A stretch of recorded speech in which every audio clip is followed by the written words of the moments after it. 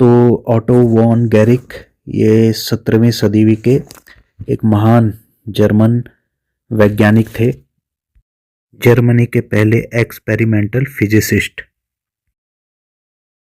अब इनके प्रयोगों का परमाणु की संरचना से सीधा संबंध तो नहीं है, लेकिन इनके प्रयोगों को हम परमाणु सिद्धांत की ऐतिहासिक पृष्ठभूमि के रूप में समझ सकते हैं।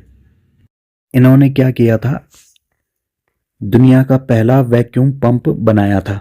इन्होंने तांबे के 2 अर्धगोलाकार खोखले सांचे लिए और उनको आपस में जोड़ के उनके बीच हवा निकाल ली और फिर दिखाया कि उसको बहुत बल लगाने के बाद भी इन दोनों हेमिस्फीयर्स को अलग नहीं किया जा सका। इससे उन्होंने बताया कि वायुमंडलीय दबाव जो है वो उन्हें जोड़े रखता है।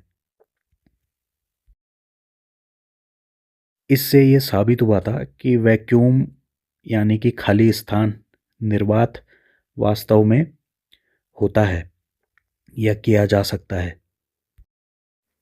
अब जो पुराने यूनानी विचारक थे जैसे डेमोक्रिटस और ल्यूसिपस, तो इन्होंने कहा था कि पदार्थ जो होता है वो छोटे छोटे अविभाज्य कणों से बना होता है और जो खाली स्थान में घूमते हैं। लेकिन अरस्तु ने यह माना था कि खाली स्थान नहीं होता है, प्रकृति में वैक्यूम जैसी कोई चीज़ नहीं होती है। लेकिन गैरिक के प्रयोगों ने यह साबित किया कि पदार्थ जो है वो कॉन्टिन्यूस नहीं है, बल्कि उनके बीच बीच में स्पेस होते हैं। इससे परमाणुवाद को बल मिला, जो ये कहता था कि पदार्थ जो है छोटे छोटे कणों से मिलके बना है, और अगर पदार्थ छोटे छोटे कणों से मिलकर बना है तो उन कणों को घूमने के लिए स्पेस भी चाहिए होगा, वैक्यूम भी चाहिए होगा। और गैरिक ने इस वैक्यूम को सिद्ध कर दिया था। इसके साथ ही उन्होंने एटमॉस्फेरिक प्रेशर, वायुमंडलीय दाब के बारे में भी बताया।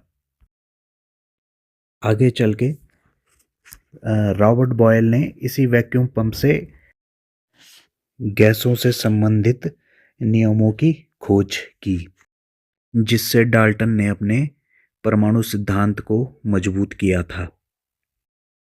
आगे चल के वैक्यूम ट्यूब्स भी बनाई गई और विद्युत बल्ब भी बनाए गए, जिनमें वैक्यूम की ज़रूरत होती थी, क्योंकि पहले जो एक्सपेरिमेंट होते हैं उनसे फिर आगे के प्रयोगों का बेस तैयार होता है। तो इस तरह उन्होंने बताया कि हवा में वेट होता है और एयर प्रेशर के जरिए हम वस्तुओं को फेंक या धक्का दे सकते हैं। इन्हीं सिद्धांतों पे आगे चल के वैज्ञानिकों ने शुरुआती बंदूकों और स्टीम इंजन्स का निर्माण किया। इन्होंने एक प्रयोग और किया था, सल्फर ग्लोब प्रयोग। इसमें इन्होंने क्या किया कि सल्फर की एक बड़ी गेंद बनाई, जिसे रगड़ने पर चिंगारियां निकलती थी और हल्की चीज़ें उस गोले से आकर्षित होती थी।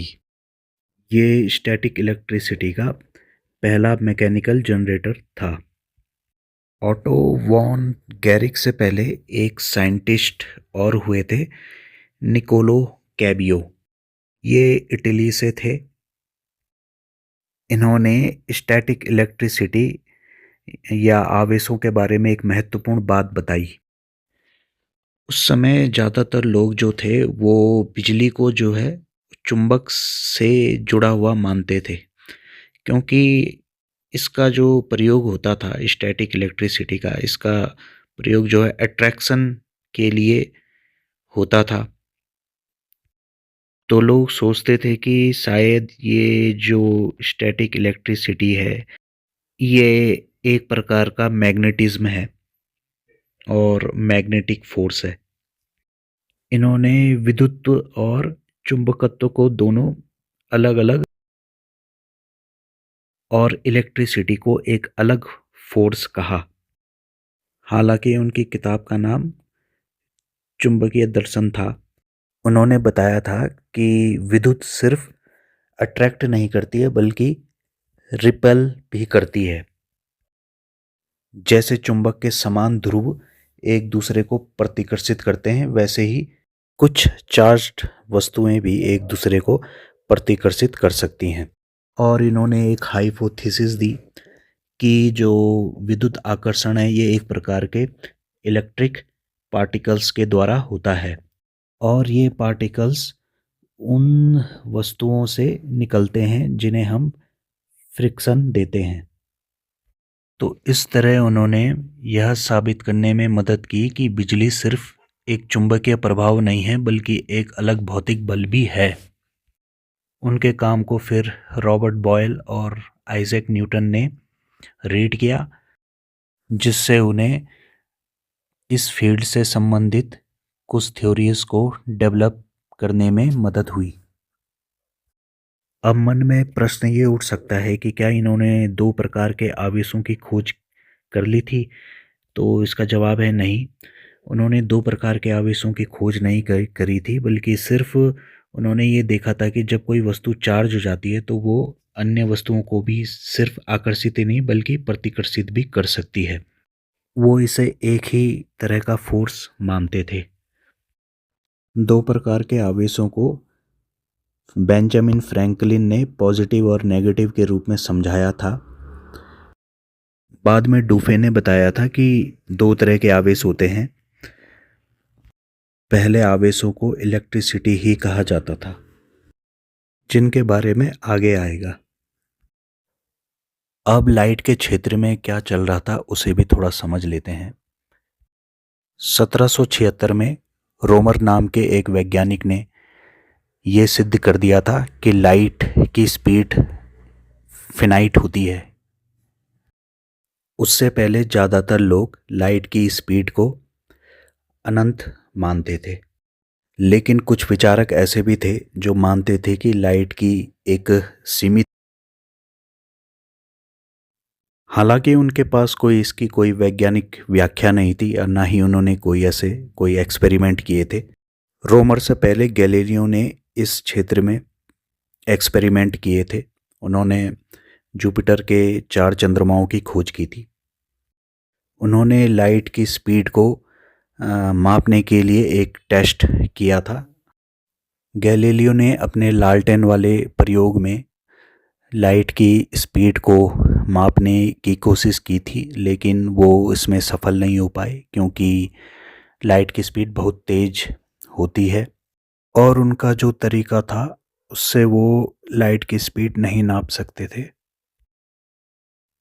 लेकिन रोमर के प्रयोगों ने बताया कि लाइट की एक स्पीड होती है, और आज हमारे पास ऐसे उपकरण उपलब्ध हैं जिनसे हम लाइट की स्पीड को अच्छे से एक्यूरेटली माप सकते हैं। प्रकाश उत्सर्जक पदार्थों के बारे में भी हम बहुत पहले से जानते हैं। कुछ जीव जंतु बायोलॉजिकली भी इसे प्रोड्यूस कर सकते हैं, लेकिन कृत्रिम रूप से इसे 1603 में प्राप्त किया गया था।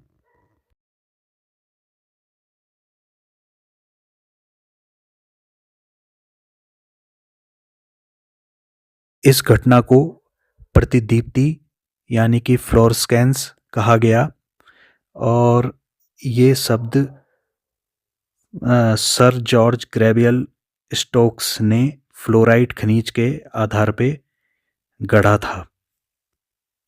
जिन पत्थरों में ये खनिज पाया जाता था वो पराबैंगनी किरणों को, अल्ट्रावायलेट रेज को दिन में अवशोषित करता था और उसे फिर रात में रोशनी के रूप में उत्सर्जित करता था। आगे चल के इसी तरह के एक ल्यूमिनोसेंट पदार्थ जिंक सल्फाइड का यूज़ जो है वो कैथोड किरणों की डिस्कवरी में काम आया, और बोहर मॉडल को समझने में ल्यूमिनिसेंस बहुत अच्छा उदाहरण है। इसको तब समझाएंगे जब बोहर मॉडल को हम पढ़ेंगे। इसके बाद इस कहानी को थोड़ा आगे बढ़ाते हैं। 1668 में आइजैक न्यूटन ने एक परावर्तक टेलीस्कोप यानी कि रिफ्लेक्टिंग टेलीस्कोप बनाया था, जिससे खगोलीय पिंडों को और साफ करके देखा जा सकता था। इस टेलीस्कोप की वजह से उन्हें रॉयल सोसाइटी ऑफ लंदन में 1672 में फेलोशिप मिल गई। 1703 में वो यहाँ के हेड बने। ये दुनिया की सबसे पुरानी और सबसे प्रतिष्ठित वैज्ञानिक संस्थाओं में से एक है। इसकी स्थापना 1660 में लंदन में हुई थी। यही एक वैज्ञानिक थे फ्रांसिस हॉक्सबी। इन्होंने वहाँ एक इलेक्ट्रिसिटी से जुड़ा एक महत्वपूर्ण एक्सपेरिमेंट किया था, जिसको हम समझेंगे अगली वीडियो में।